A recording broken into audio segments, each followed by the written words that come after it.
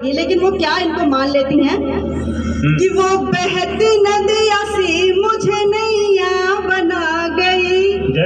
वो बहती नदिया सी मुझे नैया बना गई। साइकिल की थी घंटे मुझे पहिया बना गई। वो बहती नदिया सी मुझे नैया बना गई।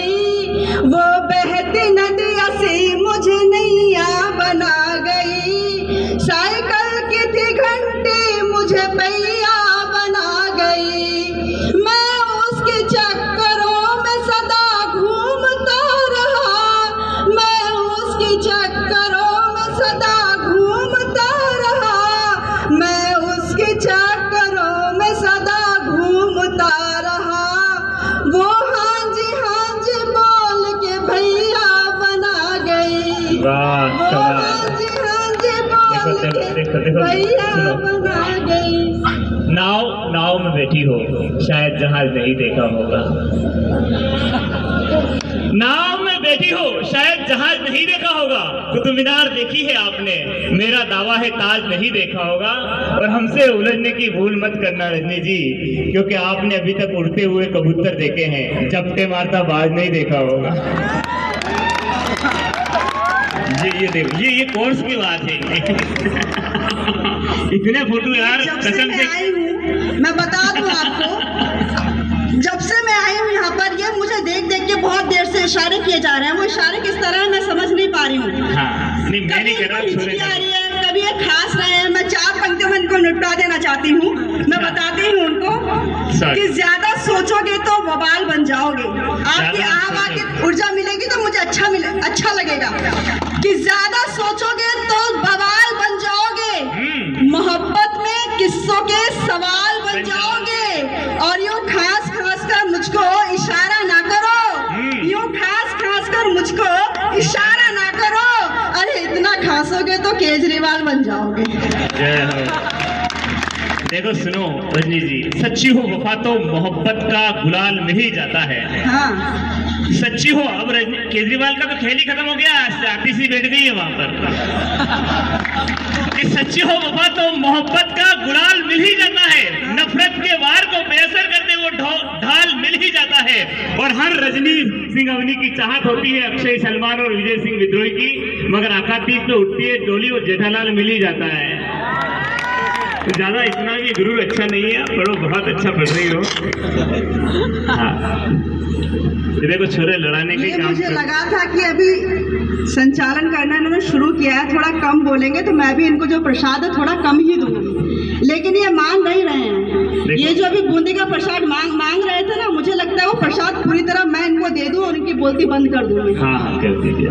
हाँ ये बीच में इस तरह से बोलते रहेंगे तो मैं इनका कहना चाहती हूँ। देखो ये अच्छा ये है कि आपको पहचान हो गई होगी साड़ोती की, ये कविता समझते हैं लोग। ये सच में बड़े लोग विराजमान है, नहीं समझ पाते पहली बार में कविता जब कवि सम्मेलन होता है। रजनी सिंह जी मैं जानता हूँ, ये भिलवाड़ा के पास दीपक पारिक भैया ने कवि सम्मेलन कराया। एक कवि आया कि मैं आपका आशीर्वाद मांगता हूँ, 3-4 छोरे ऊपर चढ़ गए, खोपड़ी पे हाथ घुमा दिया। एक कवित्री आई, मोहब्बत मांगती हूँ, आपका प्रेम मांगती हूँ। एक धोती वाले सरपंच साहब ऊपर चढ़ गए। मैंने कहा सरपंच साहब प्रेम मोहब्बत का मतलब पप्पी नहीं लगाना, तालियां बजाना, हर जगह समझाना पड़ रहा था। लेकिन ये हाड़ोती है या कविता की समझ है, आपके हर शब्द को बहुत अच्छे से समझते सब युवा। एक बार इनके लिए जोरदार तालियां। और आप सही है, आप शानदार पढ़ रही हैं जी। मैं बिल्कुल कविता पाठ करती हूँ, लेकिन मैंने जैसा कहा था कि मैं किसी का उधार नहीं रखती हूँ। स्वागत लीजिए। तो मैं 4 पंक्तियां और देती हूँ, आप संभाल लीजिए और उसके बाद अपना मुंह बंद कर लीजिए आप। कि मुंह मटकाकर बार बार ना रात में चीखो मजनू जी। कि मुंह मटकाकर बार बार ना रात में देखो मजनू जी। और फूल जाएगी सांस तुम्हारी यूं मत चीखो मजनू जी। और खुल्लम खुल्ला इश्क लगाना कितना भारी पड़ता है। अरे खुल्लम खुल्ला इश्क लगाना कितना भारी पड़ता है। प्रेम में कैदी आसाराम से कुछ तो सीखो मजनू जी, कुछ तो सीखो मजनू। देखो सुनो, यूं बावड़ी के किनारे चलकर डगमगाना अच्छा नहीं लगता। यूं बावड़ी के किनारे चलकर डगमगाना अच्छा नहीं लगता। आधी रात में किसी अनजाने शहर में प्रेम के गीत गुनगुनाना अच्छा नहीं लगता। और किसी भी मंदिर में जाकर घंटी बजा देना रजनी जी, लेकिन आधी रात में मशाने बेरों को जगाना अच्छा नहीं लगता। मशाया भैरव की। छोड़ो, आप क्यों मुंह लग रहे हो? मैं छोरो बहुत कलाकार है ये। युवा साथियों के लिए 12 बजे हो, उसको ये गलत फहमी हो रही है कि मैं उसे जगाने का प्रयास कर रही हूँ। वो अपने आप जाग जाते हैं। अगर शमशान भैरू के पास से कोई युवती गुजरे तो वो अपने आप जाग जाते हैं। आप तो थोड़ो सीधे। मैं बता देना चाहती हूँ आपको। हाँ बताओ। भले ही पास हो लेकिन मुझे तुम दूर लगते हो। भले हो पास तुम लेकिन मुझे तुम दूर लगते हो। तुम बातों से बहुत मीठे शहद अंगूर लगते हो।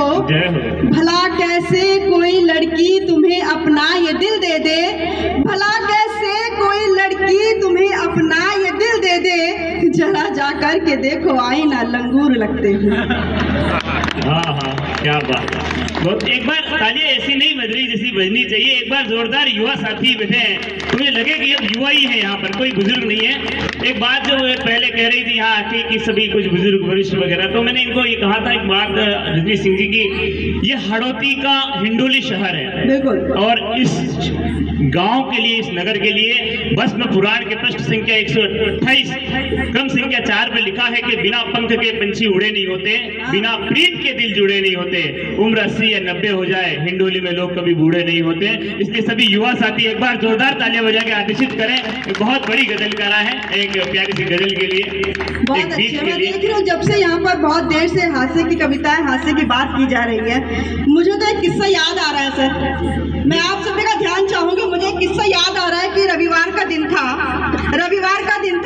पत्नी अपने पति से बोली, सुनो जी मुझे मंदिर ले चलो।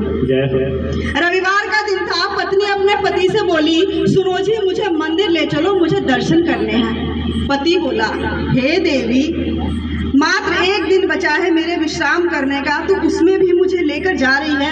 हे देवी मान जा, मुझे नहीं जाना है, मुझे विश्राम करने दे। पत्नी बोली, नहीं जी तुम्हें मंदिर तो चलना पड़ेगा, तुम जाते हो या मैं अपने तरीके से लेकर जाऊं। पति बोला, हे देवी मुझे विश्राम करने दे। पत्नी मना करने लगी, बोली नहीं मंदिर तो तुम्हें लेके चलूंगी। आखिर में पत्नी की जीत हुई और पति जो है मंदिर की ओर जाने को तैयार हुआ। जैसे ही पति मंदिर की ओर जाने को तैयार होता है, पत्नी बोलती है, मैं पूजा की थाल लेकर आती हूँ, तुम मंदिर में दर्शन की कतार को लगो। पति लगा है मंदिर में दर्शन की कतार में और पत्नी गई है पूजा की थाल लेने के लिए। अब पति के सामने आ गई सुंदर सी महिला, और सुंदर सी महिला को देखकर तो अच्छे अच्छे पतियों की बैंड बज जाती है। अब वो सुंदर सी महिला बिल्कुल सामने आ गई है, पति डगमगा गया और गाना गाने लगता है, कान में झुमका चाल में ठुमका कमर पे चोटी लटके, कान में झुमका चाल में ठुमका कमर पे चोटी लटके, खुल गया दिल का पुर्जा पुर्जा लगे 85 झटके। इतने आनंद में झटके गा रहा था, पीछे से दुर्गा आ गई। समझ गया दुर्गा कौन? सब भुक्तभोगी हैं। पीछे से दुर्गा आ गई, बोले क्या गा रहे थे? बोले कुछ नहीं देवी, मैं तो भजन गा रहा था। बोले अच्छा, शादी के इतने साल हो गए, मुझे कोई गीत कोई भजन नहीं सुनाया, मंदिर में आके भजन तुम्हारा कौन सा तैयार हो गया?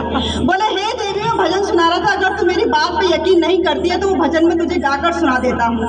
पत्नी बोली, विश्वास तो तुम्हारी आज तक किसी बात पे मुझे हुआ नहीं है, लेकिन फिर भी अगर तुम भजन गा रहे थे तो मुझे सुना दो जरा, क्या भजन गा रहे थे? पति ने किस तरह से यू टर्न लिया। सब यहाँ पे पति की बुद्धि के लिए मैं बहुत ही ज्यादा मैं आपकी तालियां चाहूंगी। वो पति ने जिस तरह से यू टर्न लिया और जो भजन सुनाया, मैं आपके बीच रखना चाहती हूँ। अगर भजन अच्छा लगे तो आपकी तालियां मुझे मिला। पत्नी ने बोला, मुझे सुनाओ क्या भजन था, और पति ने भजन गाना शुरू किया। भजन इस तरह से था,